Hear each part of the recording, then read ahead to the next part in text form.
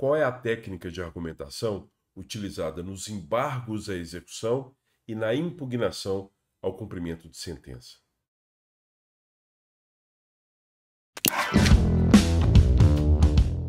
Eu quero conversar um pouco com vocês sobre a técnica de argumentação que a gente utiliza nos embargos à execução e na impugnação ao cumprimento de sentença. Esse vídeo aqui é gravado quase em tom de dica, né? São dicas para que os advogados jovens, aqueles que estão começando a carreira, eles entendam como que eles podem apresentar, opor bons embargos à execução e impugnação ao cumprimento de sentença de forma bem feita, bem técnica.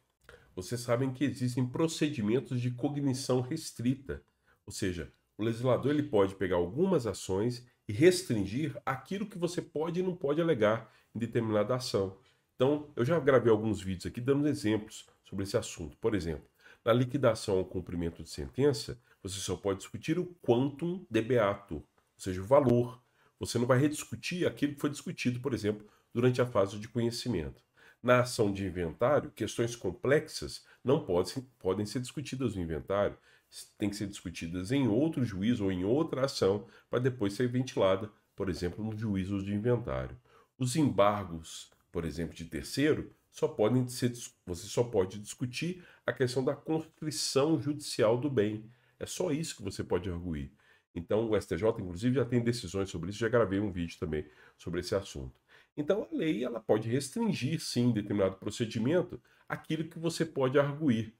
Outros exemplos, por exemplo, vamos lá, mandado de segurança, você vai discutir a questão do direito líquido e certo, ações possessórias, a posse e por aí vai. Então, não é incomum que o legislador restrinja a cognição e o contraditório em determinadas ações. É como se o legislador dissesse o seguinte para vocês: olha, você quer ajuizar essa ação aqui? Tudo bem, mas você só pode discutir isso, isso, isso e isso. E eu tenho a impressão que tanto na impugnação ao cumprimento de sentença quanto nos embargos à execução, o legislador tenta fazer isso, ele tenta restringir a cognição e o contraditório. E isso a gente tem que levar em conta durante a nossa argumentação nas petições. A gente tem que levar isso em conta se a gente quiser usar uma boa técnica argumentativa.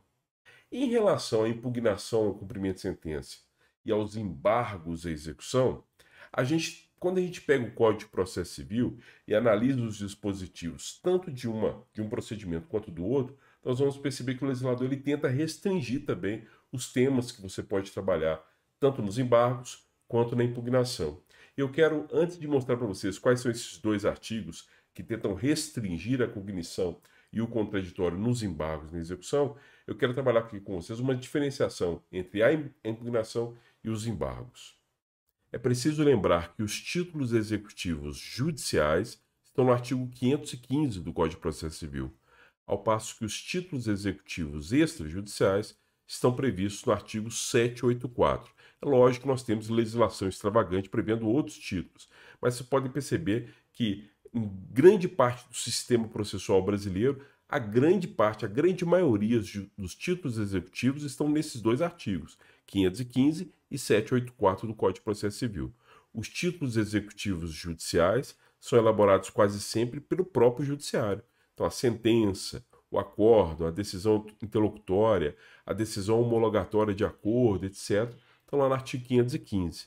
E quando a gente pega o artigo 784, nós vamos ver os títulos executivos extrajudiciais, aqueles que não foram elaborados pelo Poder Judiciário. Então, você vai encontrar lá, por exemplo, nota promissória, duplicata, contratos, escritura pública e por aí vai. Só fazendo um pequeno adendo aqui. Em relação aos títulos executivos judiciais, vocês vão encontrar também a sentença arbitral, que ela tem o status de título executivo judicial, embora ela não seja criada pelo judiciário, e sim pelo juízo arbitral, pelo procedimento arbitral. Mas ela possui status jurídico de título executivo judicial. E a gente sabe que os títulos executivos judiciais dão margem ao cumprimento de sentença. Então, se você quiser exigir o que está numa sentença ou no acórdão, você vai usar um procedimento executivo chamado cumprimento de sentença. Ao passo que, se você tiver um contrato, uma nota promissória, um cheque, você não vai utilizar o cumprimento de sentença para exigir o que está no título, mas sim as chamadas ações de execução ou execuções em espécie. Já que nós fizemos uma distinção entre cumprimento de sentença e ação de execução, nós já sabemos que o cumprimento de sentença é baseado no título executivo judicial e a ação de execução é baseada no título executivo extrajudicial. A gente tem que lembrar, se você quiser se opor ao cumprimento de sentença ou à ação de execução, você tem um procedimento cognitivo incidental chamado impugnação ao cumprimento de sentença, está no 525, ao passo que, se você quiser se opor à ação de execução, você vai utilizar os chamados embargos à execução. E qual é a natureza jurídica da impugnação ao cumprimento de sentença e os embargos à execução? Eu sei que tem uma discussão ampla aí na doutrina sobre esse assunto e eu vou dar aqui a minha visão sobre o tema. A meu ver, e eu sempre tento analisar a questão de forma mais simples possível, tanto um quanto o outro, quer dizer, tanto os embargos quanto a impugnação, possuem a natureza jurídica de um procedimento cognitivo incidental. E é um procedimento cognitivo incidental que se opõe à ação de execução, no caso de título extrajudicial, ou ao cumprimento de sentença, no caso de título de execução, de título judicial. Para mim, é uma ação de conhecimento, é um procedimento cognitivo. Não é uma ação autônoma, é uma ação incidental, ou seja, ela pressupõe tanto os embargos quanto a impugnação ao cumprimento de sentença, pressupõe a existência de um procedimento em curso, por isso que é incidental. Toda vez que vocês ouvirem a palavra incidental ou incidente, quer dizer basicamente isso, que é um procedimento que pressupõe a existência de um outro procedimento, que pressupõe a existência de uma ação em curso. Então só existe, falando de forma simples, embargos à execução se existe uma ação de execução. Só existe impugnação ao cumprimento de sentença se existir cumprimento de sentença. Por isso que tanto um quanto o outro são incidentais. E aí eu falei que é um procedimento cognitivo incidental. Por que é cognitivo? Porque ele tem a natureza, ele não tem a natureza propriamente executiva, nem cautelar, não é uma tutela provisória. Tanto os embargos quanto a impugnação vão discutir a questão ou da eficácia do título executivo, se ele é nulo ou não é, se ele é válido ou não, se os cálculos da execução foram feitos de forma correta, se a penhora foi feita de forma correta, se penhorou um bem de família ou não, se a memória de cálculo não tem nenhum abuso ali, por exemplo, juros sobre juros ou coisa do tipo, quer dizer, algo que está cobrando além do que está no título. Quer dizer, o procedimento de impugnação e embargos, eles se opõem ao procedimento executivo, quer seja para depurar o título executivo, quer seja para discutir algum ato executivo que foi praticado durante o procedimento. Então, repito, a natureza jurídica de um procedimento cognitivo incidental que se opõe ou à ação de execução ou ao cumprimento de sentença, quer seja para depurar o título, quer seja para discutir algum ato praticado ao longo do procedimento executivo. Essa é a minha visão sobre o assunto, é a visão mais simples possível, assim, às vezes eu vejo que a doutrina discute temas assim que às vezes torna algo que é simples de forma muito complexa, muito complicada. Essa é a minha visão sobre o assunto, é a visão mais simples possível, segundo compreendo. E aí entra essa discussão. Quais são as técnicas de argumentação que nós podemos utilizar nesse procedimento? A gente pode arguir qualquer coisa? A gente pode discutir qualquer assunto? Ou tanto os embargos quanto a execução são procedimentos de cognição restrita? Quais são as matérias que são passíveis de arguição, tanto na impugnação quanto nos embargos? Nós percebemos que o parágrafo 1º do artigo 525, quanto à impugnação ao cumprimento de sentença, diz claramente que na impugnação o executado poderá alegar 1. Falta ou nulidade de citação se na fase de conhecimento o processo correu à revelia. Aqui eu queria fazer um comentário que é o seguinte, vejam que eu grifei essa parte aqui, se na fase de conhecimento o processo correu à revelia. Isso por quê? Se ocorreu uma falta ou nulidade de citação ao longo da fase de conhecimento e a parte arguiu isso, arguiu a nulidade ou a falta de citação, ora, essa arguição ela vai ser analisada pelo juiz durante a fase de conhecimento. Se o juiz rejeitar, essa matéria você já preclui essa matéria e você vai poder discutir depois da impugnação ao cumprimento de sentença. Agora, se porventura essa matéria não foi arguída ao longo da fase de conhecimento e o processo correu à revelia, então nesse momento, na fase de cumprimento de sentença, é possível que o executado ele impugne o cumprimento de sentença e argua a falta de nulidade de citação. Por isso que, repito, essa questão do inciso 1, que fala que você pode arguir falta ou nulidade de citação apenas se na fase de conhecimento o processo correu à revelia, está correta. Porque se o processo não correu à revelia e foi feita a defesa na fase de conhecimento, caberia à parte discutir isso lá, por exemplo, na contestação ou na fase que ele ingressar no procedimento, discutir a questão da falta ou nulidade de citação. Se ele não discutir e o processo não correu a revelia, então, obviamente, você vai ter uma preclusão e não vai poder arguir isso depois na fase de impugnação. O inciso 2 fala da ilegitimidade de parte, o inciso 3 da inexecuibilidade do título ou inexigibilidade da obrigação, o 4, penhora incorreta ou avaliação errônea, o inciso 5, excesso de execução ou acumulação indevida de execuções, então você cobra a mais do que está previsto no título, então você cumula execuções que têm procedimentos incompatíveis entre si. O inciso 6, incompetência absoluta ou relativa do juízo da execução. Inciso 7, qualquer causa modificativa ou extintiva da obrigação como pagamento, novação, compensação, transação ou prescrição, desde que supervenientes à sentença.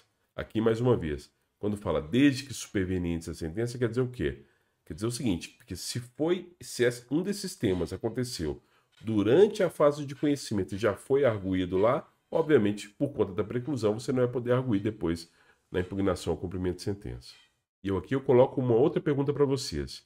É possível arguir questões relativas a fato superveniente após o esgotamento do prazo de 15 dias previsto lá no 523 e no caput do 525? Porque vocês sabem que tem 15 dias para pagar, está previsto no 523. Se você não pagou em 15 dias, começa a contar o prazo de 15 dias para você impugnar o cumprimento de sentença. Então, após o escoamento desse prazo de impugnação ao cumprimento de sentença, se acontecer um fato superveniente, é possível você arguir isso? E o CPC expresso, ele fala que sim. No parágrafo 11 do artigo 525, fala que as questões relativas a fato superveniente ao término do prazo para apresentação da impugnação, assim como aquelas relativas à validade e adequação da penhora, da avaliação e dos atos executivos subsequentes, podem ser arguídas por simples petição, tendo executado em qualquer dos casos no prazo de 15 dias para formular esta arguição, contado da comprovação da ciência do fato ou da intimação do ato. Deixa eu explicar isso para vocês. Eu sei que eu li rápido os artigos, mas o que eu queria explicar para vocês é o seguinte. Reparem que o CPC, na parte de impugnação ao cumprimento de sentença, ele diz quais são as matérias que você pode arguir na impugnação ao cumprimento de sentença. E ele fala o seguinte, olha, se porventura já passou o prazo de 15 dias para você impugnar e aconteceu algo depois, durante o cumprimento de sentença, que é um fato relativo a fato superveniente, ou seja, um fato que aconteceu após o escoamento do prazo, vou dar um exemplo concreto. Você tinha 15 dias para pagar, não pagou, depois passou 15 dias, você não impugnou o cumprimento de sentença. E aí o que aconteceu? O oficial de justiça foi lá, por exemplo, à empresa devedora, ou ao devedor, pessoa natural, não importa, e fez a penhora de um veículo. Esse veículo era necessário ao exercício da profissão. Ora, a penhora de bem móvel necessário ao exercício da profissão, ela não pode ser feita. Você não pode penhorar um bem, vamos imaginar, um taxista, você vai penhorar um carro do taxista? Não pode. Você vai penhorar a cadeira do dentista? Não pode. É um bem móvel necessário ao exercício da profissão. Só que essa penhora aconteceu depois do escoamento do prazo de 15 dias para impugnação. Ou seja, é uma questão relativa a um fato superveniente, um fato que aconteceu após o escoamento do prazo de 15 dias. Então, o que o CPC faz, no artigo 525, parágrafo 11, é autorizar que você alegue um fato superveniente ao escoamento do prazo da impugnação, depois do término do prazo, se esse fato se refere a uma questão superveniente, é um fato superveniente, um fato que aconteceu após os 15 dias. Então, se dentro de 15 dias não foi penhorada a cadeira do dentista, mas depois penhorou-se a cadeira dele e ele precisa da cadeira para trabalhar, para tirar o sustento dele, esse bem é impenhorável. Ele pode arguir depois, no prazo de 15 dias, a partir do momento que ele toma ciência do fato, dessa penhora de um bem imóvel necessário ao exercício da profissão. A mesma lógica pode se aplicar, por exemplo, a um bem imóvel, a um bem de família ou qualquer outra situação que gere um dano ao devedor relativa a um fato superveniente. E os embargos à execução? Se você tiver uma ação de execução baseada, como eu falei, no título executivo extrajudicial, o CPC também faz essa limitação das matérias que você pode arguir nos embargos? Nós vamos ver que sim. Vejam, O artigo 917 do Código de Processo Civil, e aqui eu não estou falando de impugnação ao cumprimento de sentença, eu estou falando de embargos à execução, ele fala que nos embargos à execução, o executado poderá alegar inexequibilidade do título ou inexigibilidade da obrigação. 2. Penhora incorreta ou avaliação errônea. 3. Excesso de execução ou acumulação indevida de execuções. Vocês estão percebendo que é bem parecido ou quase idêntico ao que nós vimos no cumprimento de sentença? E aí continua. Retenção por benfeitorias necessárias ou úteis no caso de execução para entrega de coisa certa. Vejam que esse dispositivo não existe na impugnação ao cumprimento de sentença. Por quê? Porque o cumprimento de sentença ele pressupõe uma fase de conhecimento. Então, se uma pessoa fez uma benfeitoria útil ou necessária no imóvel, por exemplo, alguém que tem um comodato sobre um imóvel, ela morava no imóvel e aí ela teve que trocar, por exemplo, um cano no imóvel lá que estava vazando, né? Então, uma obra necessária. Então, veja, se ele trocou um cano no imóvel porque estava vazando, ele tem direito a uma indenização pelo conserto que ele fez e o direito de reter a coisa até que ele seja indenizado. Ora, isso só ocorre se for no caso de embargos à execução, porque os embargos à execução, como ele é baseado no título executivo extrajudicial, não teve uma fase de conhecimento para ele poder arguir isso. Então, o primeiro momento que ele tem para arguir esse direito à indenização e retenção da coisa é justamente nos embargos.